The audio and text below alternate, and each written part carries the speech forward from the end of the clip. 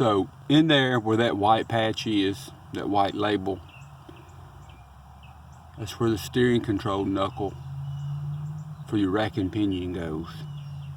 I'm going to take the rack and pinion out of the other car and put it in this one because the bellows boots on that other rack and pinion aren't all to pieces, neither are the tie rod ends. So I'll have to disconnect all the lines and swap it over. I was still toying with the idea of taking that subframe off the back. The problem is, even once I put the motor and transmission in that subframe, I don't have any way to get a car into my carport because I do not have an overhead crane of any kind. There's just no way for me to pick it up and walk it in there. So I'll be having to do it component by component. So there's a clamp at the top and the bottom. There's one of them. And there's a plastic keeper, as you can see here.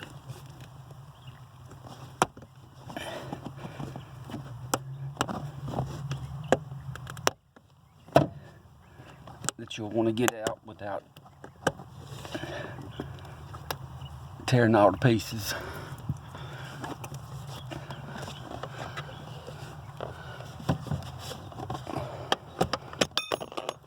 There went the other clamp, and then I knocked my camera out of position.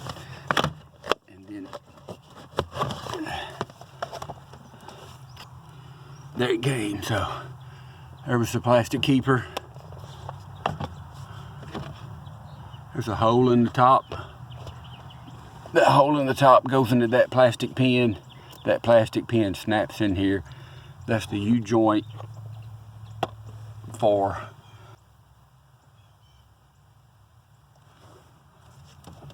that does your steering. So it's about 3.5 turns lock to lock.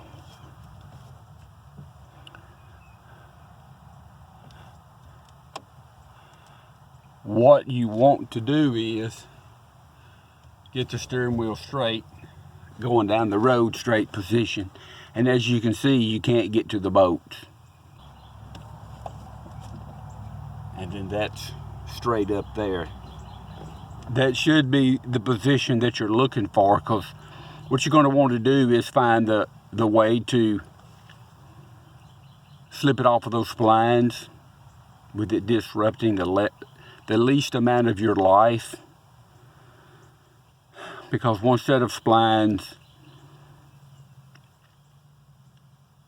has a groove cut in it so that when you put the bolt back in there, it'll only go into one place. The other one is just splines. So I believe this is the one with the groove cut in it. You take that bolt out.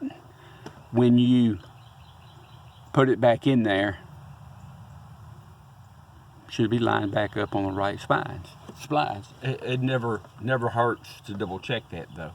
Doing this kind of stuff, then undoubtedly you're going to do something twice. So in my case, because I was trying to avoid doing something, I didn't go ahead and take that off. So what happens is, like the book says, once you undo the bolts down there on the rack and pinion, you can't rotate it out of that hole to get it out of the way. There's just not enough room for it to get done.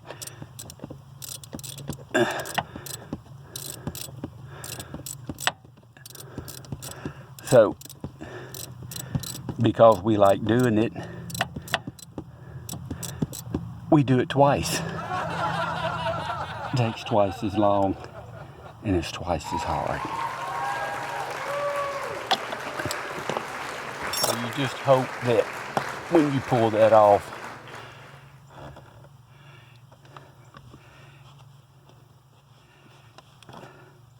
that what marks you put in there have stayed in there.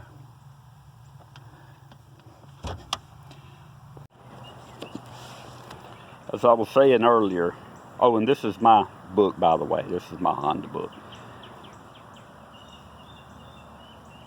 You have a cover with 2 clips. Honda's vague on how they want you to keep those aligned. So I tried to put paint on it. There's that spring clip we talked about in a previous video. And what they want you to do is, after that joint is out, you undo all the bolts, and then you pull that joint out as you slide it to your left and then rotate it down out of that hole. It's a lot easier to do without it in the car, trust me. And the reason I'm doing it is because these are burst on the 94, and a bunch of the tie rod end boots are burst and leaking grease. And these all have slack in them on that rod. And there's no procedure I can find in here to lock it in the middle of the rack. I've never had to fool with that before. I've replaced racks on vehicles, but they never explain to you where it's at in the middle. And so on the installation, it's the same thing. I guess you put it in there, you hope for the best. If it's not in the middle, you keep adjusting it till you find the right spline. Happy birthday! So with the rack out, this is what you see. You can see where I put a mark on it. I tried to put 2 marks, one here and one there, but there's a flat spot when it comes to that bolt going through that hole for the steering wheel side. You're not so lucky when it comes to this. It's just a flat blade all the way around, a flat groove. It's just a flat groove like that.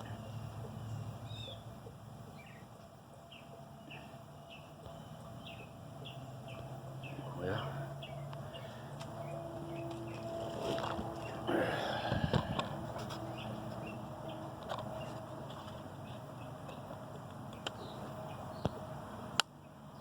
it's just a flat groove, as you can see.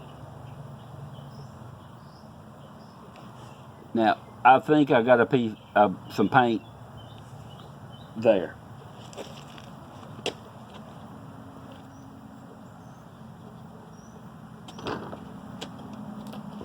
This is stuff that your mechanic won't ever show you, because, I mean, you don't want your customers to see that. But if you're doing this at home, you need all the help that you can get. So what I did was,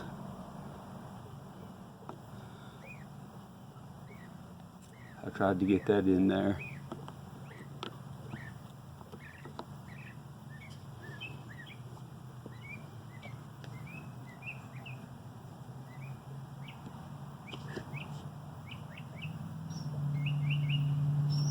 And you can't take it out with that on there. So you have to take it off, lose your spot. Rotate it out of the way.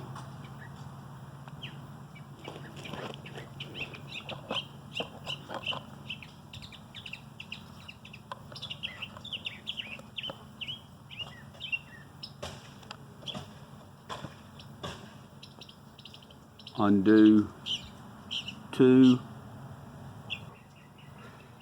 17mm bolts, and then way over here on my right side, the passenger side, is a clamp with a piece of rubber that goes on that holds 2 14mm bolts. So if it doesn't rain today, that'd be great.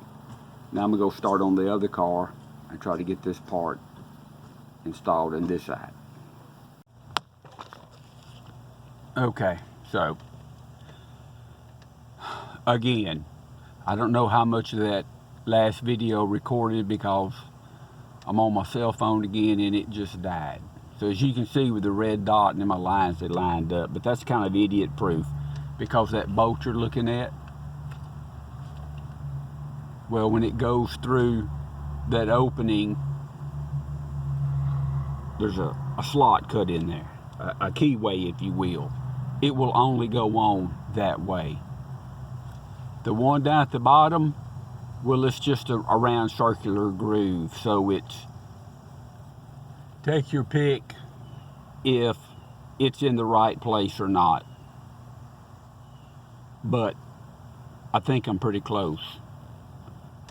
Hey, so I just won't know until I get the motor all back together and I drive it. So I won't be putting the boot cover back on.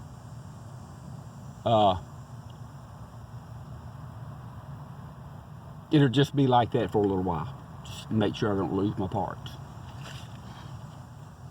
Taking the liberty while I'm here is I'm gonna loosen up the emergency brake cable handle, and then I'm gonna go around to the other side and I'm going to take one of the brake drums off and look at it, because I was told by the original owner that sometime in its life they drove the car for a considerable time with the emergency brake on, and then it hit them.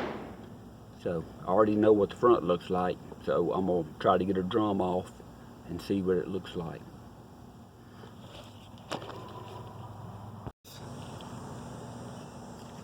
You can actually put a screw in there, 10mm bolt, the screw head, and tighten them up, and it goes into those threads and it presses that drum off.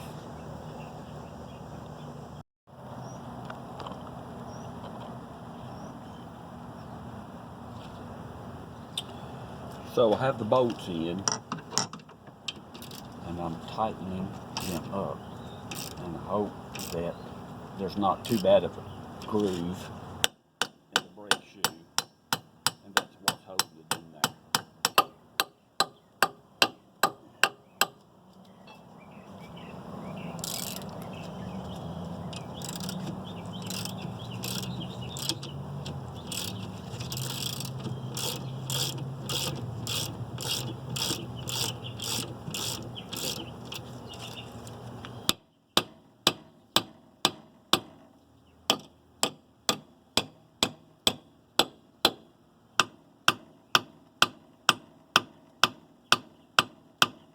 Why I loosened the cable up, is so that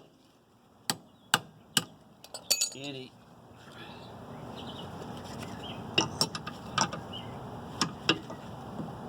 see, it won't even turn.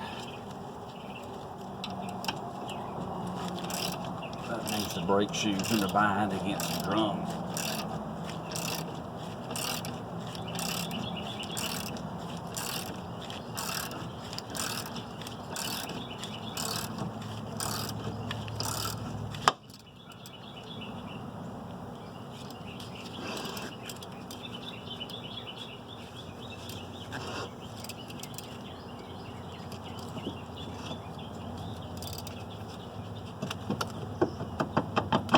Hey, look at here. Is my camera still going? Yeah. That's a miracle. All right. Sometimes.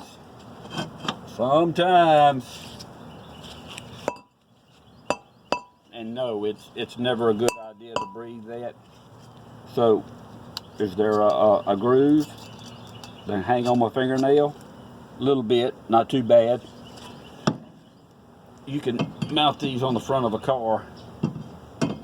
This is some more of that dangerous stuff I keep telling y'all about.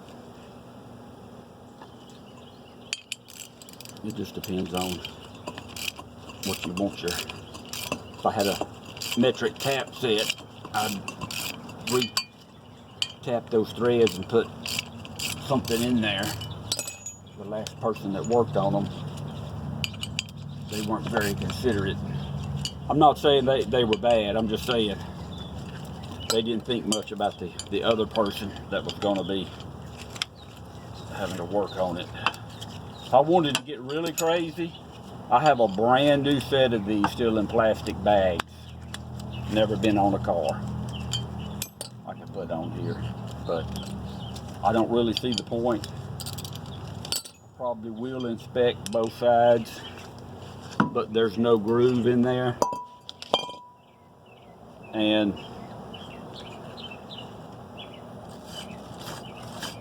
boy, that's nasty.